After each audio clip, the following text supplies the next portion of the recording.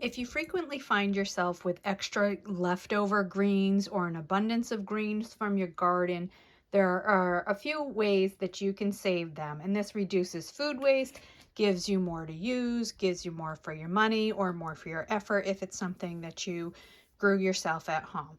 You know, there's no really good reason for us to be wasting the amount of food that we do, but it happens. And, a lot of us, if we put a little more effort into finding a few other ways to preserve and use them, we can make even better use of things, and that actually can save you a ton of money. So what I'm looking at here is some kale. This is a bunch that I got, 2 bunches I think, that I got from my local farmer, from my local, they do a winter CSA, which is really awesome, that we can eat seasonally and have some great healthy nutritious food here locally during the winter.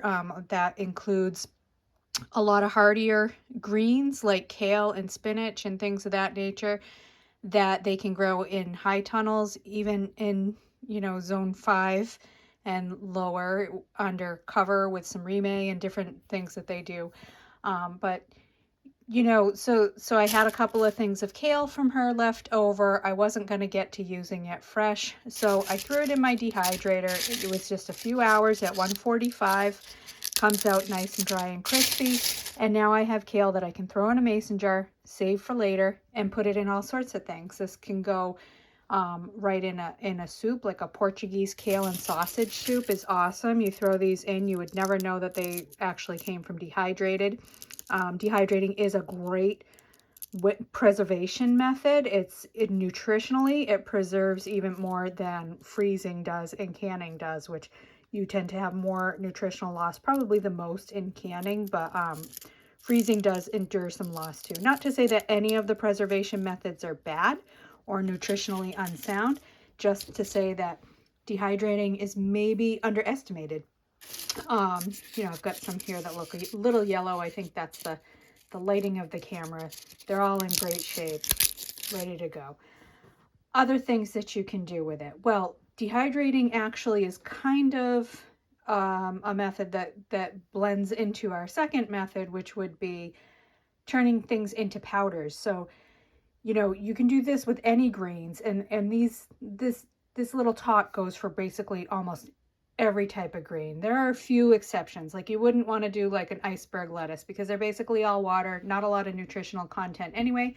So it's not the ideal candidate for it. But cabbages, collards, arugula, all sorts of things. Spinach is lovely.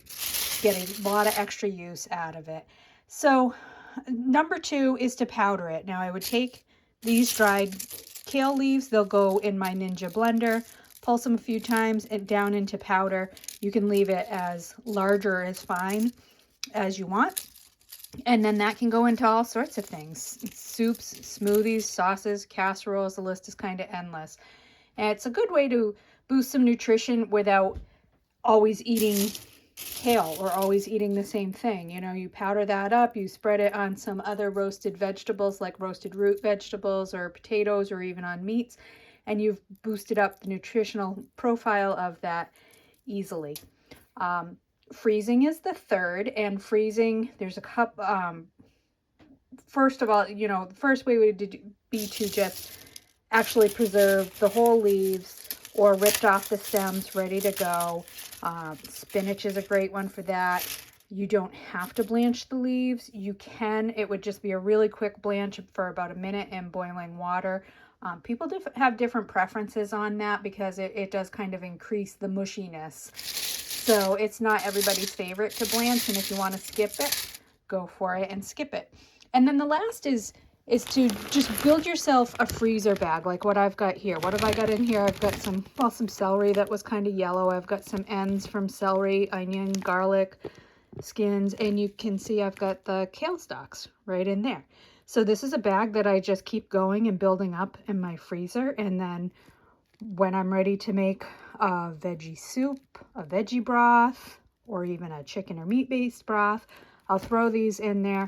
I've got lots of flavor and get more nutrition out of that. So there you go. It's easy to use up your greens, and you can do this with a lot or a little. You know, you don't have to wait until you have some big amount. You can pick and choose which method's right for what you've got on hand at the moment and get even more for your food and your garden growing.